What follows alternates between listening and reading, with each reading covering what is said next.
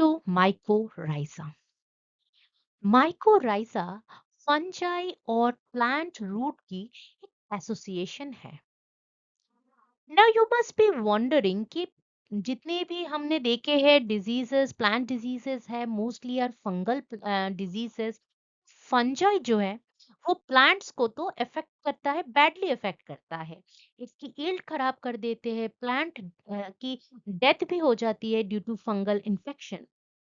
But today, we are going to talk about a very interesting fungi. I mean, not one, but many interesting fungi, जो कि ऐसे plant के root के साथ symbiotic association बनाते हैं, which means that the fungi as well as the plant both are positively affected.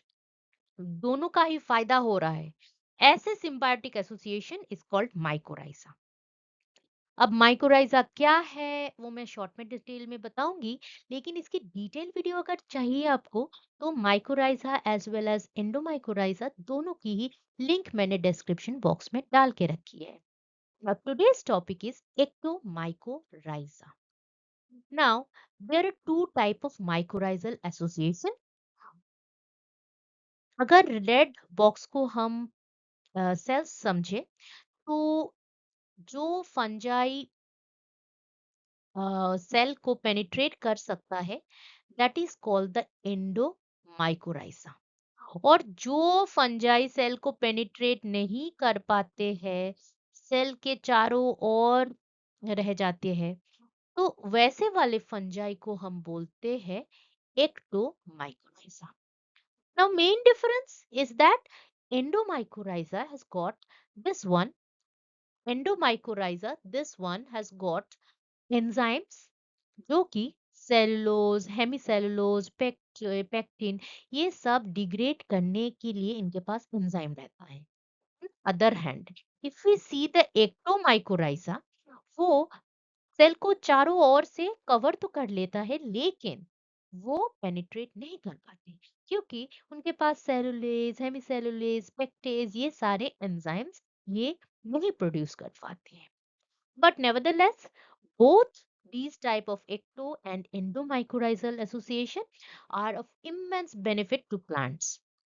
क्योंकि ऐसे association makes possible plants to grow under extreme condition, जैसे टेम्परेट सब ट्रॉपिकल रीजन में जहाँ बहुत ज्यादा ठंड है, या सॉइल जो है बहुत ही एसिडिक हो गई है, या सॉइल में ज्यादा न्यूट्रिएंट नहीं है, नाइट्रोजन फिक्सेशन ज्यादा नहीं हो पा रही है, या मिनरल्स जो है अवेलेबल नहीं है, या वाटर स्कैसिटी है, तो माइकोराइजा मेक श्योर दैट उसके एसोसिएशन से ये सारे जो प्रॉब्लम्स प्लांट्स के रहते हैं वो सारे दूर हो जाए। कैसे? Let's continue with the video, I will be explaining.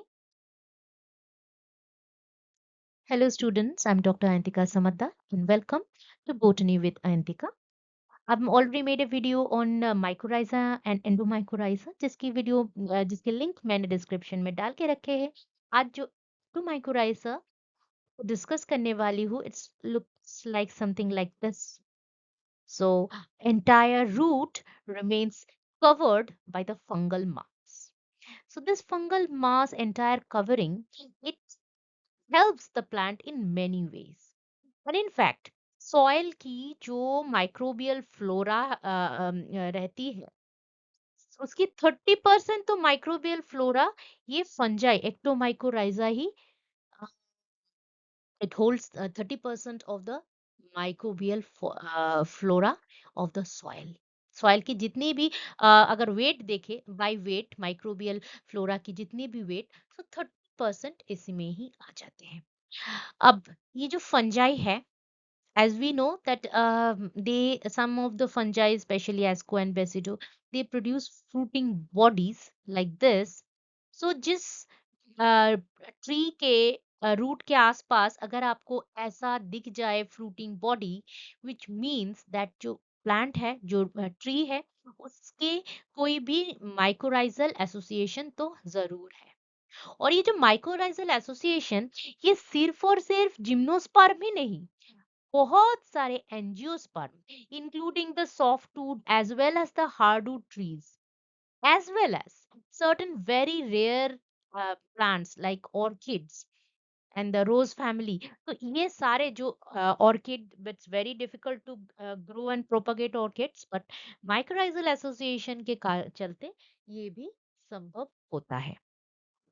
अभी ये जो अपना एक्टोमाइकोराइजा है, ये आपको एस्कोमाइसिट्स में भी देखा जाएगा, बेसिडोमाइसिट्स में भी ये दिख जाएगा, zygomycetes also form ectomycorrhizal association. And one of the special feature of this ectomycorrhiza is इसमें कुछ कुछ स्पीशी तो बहुत जेनरलिस्ट होते हैं, बहुत जेनरलिस्ट होते हैं, मतलब कोई सी भी प्लांट के साथ ये फंगल सिम्बायोटिक एसोसिएशन बना के ये लंबे समय तक रह सकता है। या कुछ और भी फंगल स्पीसी जो कि एक्टोमाइकोराइजा फॉर्म करते हैं, जो कि बहुत ही स्पेसिफिक है, मतलब ये अपना पर्टिकुलर एक या दो होस्ट प्लांट के अलावा सारे प्लांट्स के साथ ये सिम्बायोटिक एसोसिएशन नहीं बना पाता है। सो fungi they form a symbiotic relation with almost 5 to 7% of the trees. And mostly ये न्यूट्रिएंट पोर सॉइल में बहुत ज्यादा अमाउंट में पाए जाते हैं, because there they need to grow in order to help the plant overcome the nutrient deficiency. एक्टोमाइकोराइजा जो है ये रूट के ऊपर जो है पूरा अपना जो हाइफल मास एकदम पूरा रूट ढक जाता है, जिसकी वजह से ये एक रूट की एक एक्सटेंशन की तरह काम करता है। मतलब जहां पे रूट की रूट हेयर ना नहीं जा पाता, वैसे वाले very minute very fine crevices of the soil is also I mean entered by the fungal hypha। और इससे क्या होता है, जो भी छोटे छोटे क्रेविसेस में वाटर रह जाते हैं, तो वैसे अगर सॉइल में वाटर डेफिशिएंसी है, तभी भी अगर फंगल एसोसिएशन है, तो वो प्लांट को तो पानी मिल ही जाता है। ये सारे कुछ लिस्ट है ऑफ द एक्टोमाइकोराइजा। अब देखते हैं डिटेल में। एक्टोमाइकोराइजा की बहुत ही खासियत रहती है कि इसकी अगर रूट की हम सेक्शन देखें, तो रूट के बाहर भी ऐसे एक्स्ट्रा मैट्रिकुलर हाइफा देखा जाएगा, जो कि रूट की क्रैक एंड क्रेविसेस में जाके मिनरल्स वाटर सब इकट्ठा करके लाते। तो ये हमारा एक्स्ट्रा मैट्रिकुलर हाइफा। अब एक्स्ट्रा मार्टिकुलर हाइफा के बाद आता है एक रूट के चारों ओर एक हाइफल कवरिंग की, जिसको बोलते हैं मेंटल। रूट के चारों ओर अगर एक हाइफल कवरिंग बन जा रही है, that is called mantle, and then we have the extra matricular hypha. और उसके बाद कोर्टेक्स एपिडर्मिस से लेके कोर्टेक्स तक जो हाइफा की हो रही है, that is called the Hartig net. ये जो दिख रहा है नेट जैसा हार्टिक नेट। तो these आर द सेल्स, और सेल के चारों ओर हाइफा जो है फैल के एपिडर्मिस कोर्टेक्स तक जाता है। कोर्टेक्स तक जाता है एंजियोस्पर्म में, एपिडर्मिस तक रह जाती है इन जिम्नोस्पर्म।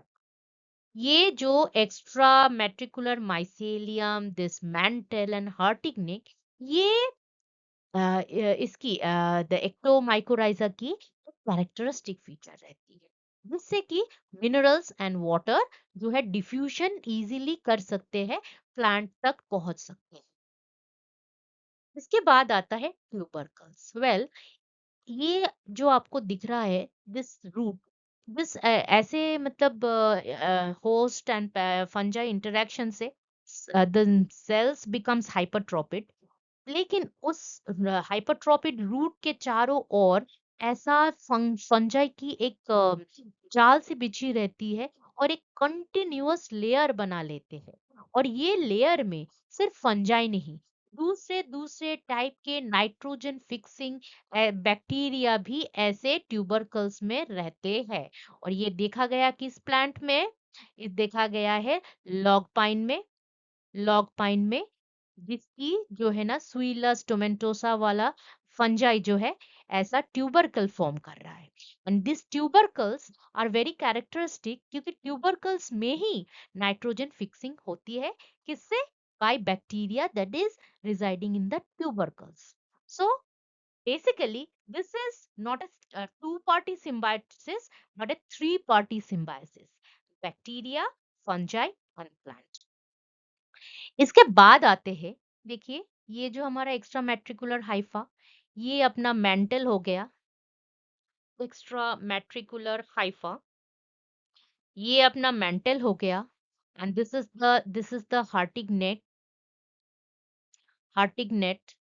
तो हमको दिख रहा है कि जैसे ही ये जो मेंटल एंटायर जो फंजाई की जो पूरा कवरिंग रहती है मेंटल, या हम इसको ट्यूबरकल भी बोल सकते हैं, दैट इज फिक्सिंग नाइट्रोजन।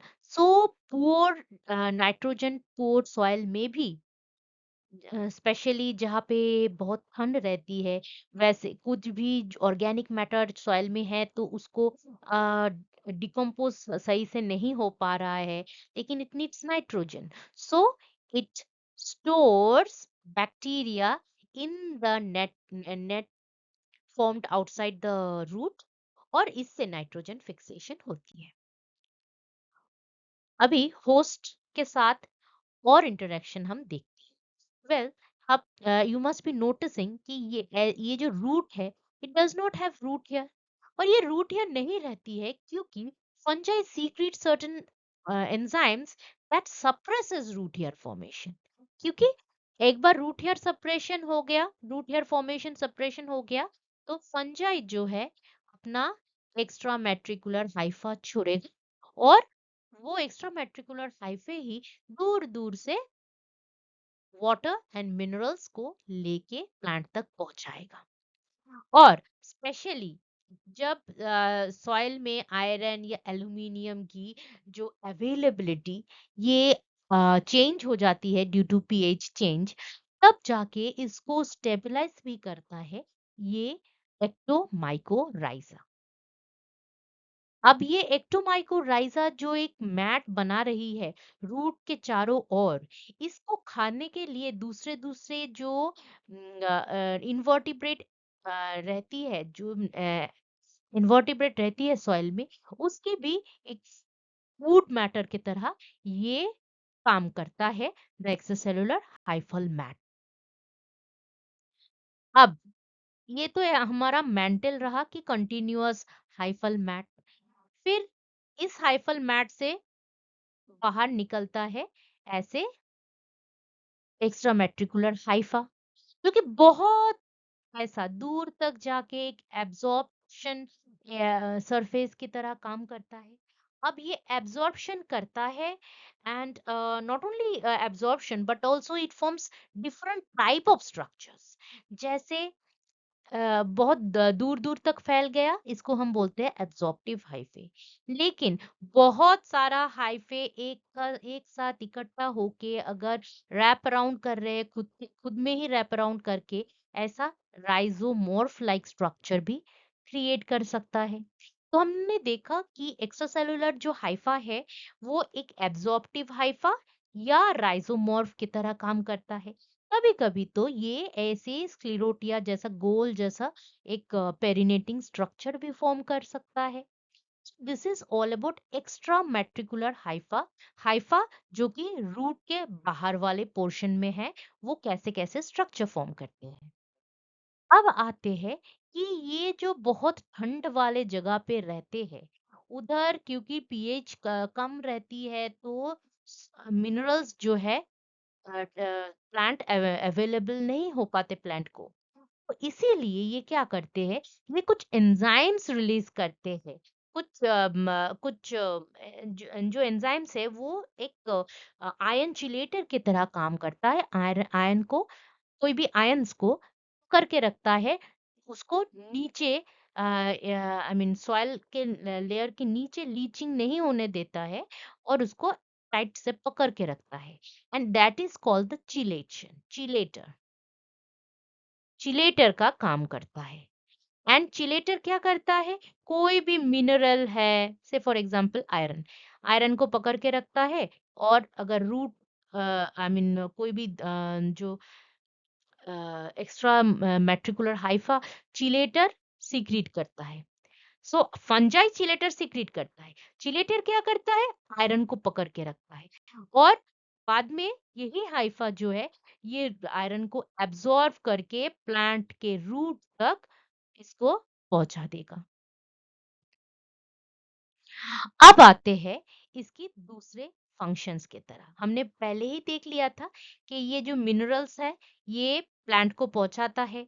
हमने ये भी देख लिया था कि ट्यूबरकल्स में नाइट्रोजन फिक्स होता है। अब हम देखेंगे कि ये जो फंजाई है, ये कुछ ऐसे एंजाइम्स छोड़ते हैं जिससे कि ऑर्गेनिक मैटर जो है, ये ऑर्गेनिक मैटर डिकम्पोज होके फॉस्फोरस रिलीज करता है। इसके अलावा भी बहुत सारे अदर फंक्शंस भी है। जैसे ये जितने भी माइक्रोराइजा, आइदर एक्टो हो कि एंडोमाइक्रोराइजा हो, इनमें से कुछ माइक्रोराइजल जो है ना ऐसे फ्रूटिंग बॉडी बनाते हैं। उनकी फ्रूटिंग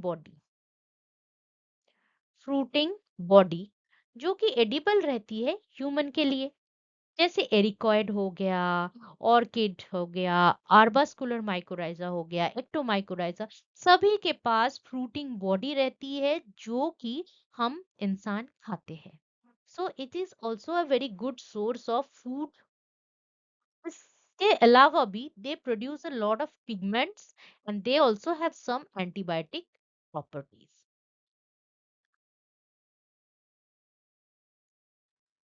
ये जो माइकोराइजा है, ectomycorrhiza, one of the best thing to study it is that ये जो है ना, आप लैब में भी इसको कल्चर कर सकते हो। दैट इज व्हाई इसकी जीनोमिक सीक्वेंस जो है ना स्टडी की गई है, सारे बहुत सारे एक्टोमाइकोराइजा की। First to be studied is Laccaria bicolor. अब क्योंकि इसकी बहुत सारे जीनोमिक सीक्वेंस हो गई है, जीनोमिक स्टडीज हो गई है, तो हमको अभी पता चला कि ये एक बार नहीं, मल्टीपल टाइम एस्कोमाइसिट्स या बेसिडियोमाइसिट्स, इन सब से बार बार इवोल्व हुआ है। और ये इवोल्यूशन एक convergent evolution to form the mycorrhizism. अब as a result of this evolution क्या होता है कि जो एक्टोमाइकोराइजा है, इनकी डाइवर्सिटी काफी ज्यादा हो गई है।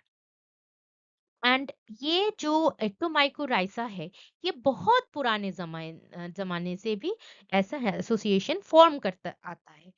Specially the oldest fossil it can be found 50 million years ago वाला फॉसिल भी हमारे पास है, जहाँ पे प्लांट के साथ ऐसे एक्टोमाइकोराइजल एसोसिएशन हुआ है।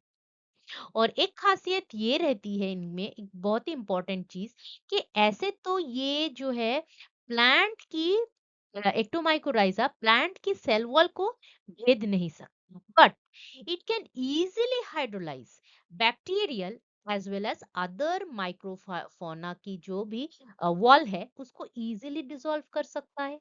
तो अगर हमारे सॉइल में इक्टोमाइकोराइजा है, then there should be a reduction of other bacteria और फंजाई या और दूसरे कोई भी जिनकी जो मेम्ब्रेन रहती है, सेल वॉल रहती है, तो इन सब की जो है ना दूसरे माइक्रो फ्लोरा की अमाउंट कम हो जाएगी अगर हमारे पास एक्टोमाइकोराइजा आसपास है।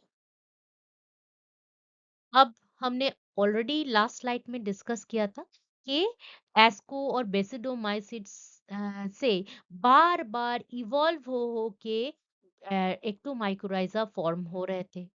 तो इसकी डाइवर्सिटी भी काफी ज्यादा है, और इसके लिए हमको इतने ज्यादा अमाउंट में एक्टोमाइकोराइजा दिखता है।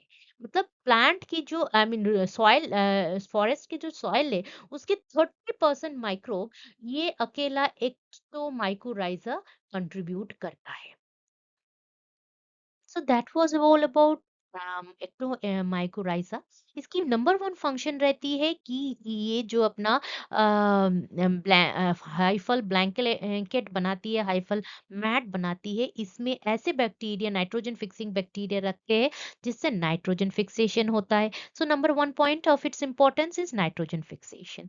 देन नंबर टू इज ये सैप्रोट्रोफिक रहती है, मतलब एक्स्ट्रा सेलुलर एंजाइम छोड़ता रहता है जिससे कि ऑर्गेनिक मैटर डिसॉल्व हो जाए और उसमें जो मिनरल्स है वो सिंपल फॉर्म में आ जाए। Number three is it's secrets चिलेटर। चिलेटर जो है, ये सब जो मिनरल्स बाहर निकला है वो अगर मतलब लीचिंग होके नीचे तक ना चले जाए, इसीलिए उस मिनरल्स को पकड़े रखते हैं by the help of chelators. And then क्योंकि इसके पास नंबर फोर्थ पॉइंट, इसके पास बहुत सारा एक्स्ट्रा मैट्रिकुलर हाइफा रहती है, तो ये एक्स्ट्रा मैट्रिकुलर जो हाइफा है ये दूर दूर से जो जितने भी मिनरल्स, नाइट्रोजन, फास्फोरस, वो उसको एब्जॉर्ब कर लेता है, वाटर को एब्जॉर्ब कर लेता है। So it helps in absorption of minerals and water. तो ये सारे रहते हैं। और एक बहुत इंपॉर्टेंट पॉइंट, ये अगर रहते हैं सॉइल में तो पैथोजेनिक जो फंजाई है वो कम हो जाते हैं, क्योंकि ये जो है ना एंटीबायोटिक्स भी छोड़ता है। एक्स्ट्रा सेलुलर जो एक्टोमाइकोराइजा जो है ये बहुत ही इम्पोर्टेंट है for the health of any forest, क्योंकि ये जो है ना एक नेटवर्क बना लेता है। मतलब एक एक जो प्लांट, एक जो रूट है उसके उसके साथ आसपास की जो रूट्स है प्लांट की, उन सभी के साथ एक कनेक्शन बना लेता है। तो एक प्लांट से दूसरे प्लांट से तीसरे प्लांट से चौथे प्लांट, ऐसा एक कनेक्शन बनता रहता है, तो एक नेटवर्क सी बनी रहती है। तो एक प्लांट में जो एक्सेस मतलब एक प्लांट की जो रूट के आसपास जो मिनरल एक्सेस है, वो मिनरल कहीं दूसरे प्लांट के पास भी जा सकता है, ऐसे नेटवर्क फॉर्मेशन से। कोई भी डाउट एंड क्वेरीज हो या कुछ आपको नया वीडियो बनानी है, please right it in the comment section. Do give us feedback on the comment section, and if you like the video please share it with your friends, and please do subscribe because subscription is free but it really encourages me. Thanks again for watching this video. मेरे YouTube channel में I usually make botany, biotechnology and microbiology related videos. You can go to my channel and watch those videos. Thanks again for watching this video.